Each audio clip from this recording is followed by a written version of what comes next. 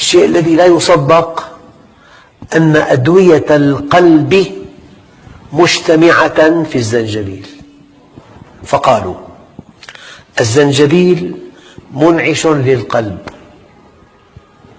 يعني مقوٍ لعضلة القلب. في دواء اسمه ديكوكسين، الزنجبيل فعله في الجسم كفعل هذا الدواء.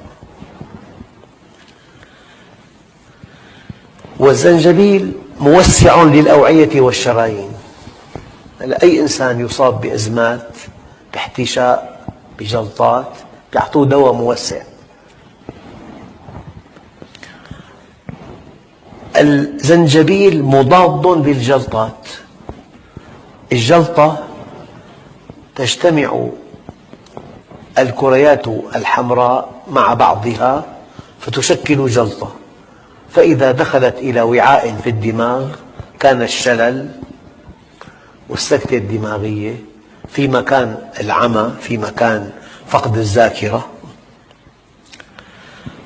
الزنجبيل مميع للدم، مقوٍ للقلب، موسع للشرايين، يفيد في أمراض الجلطات الدماغية والقلبية وخثرات الأطراف.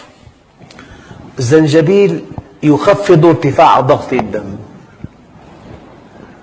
أدوية القلب مجتمعة في هذه المادة الزنجبيل.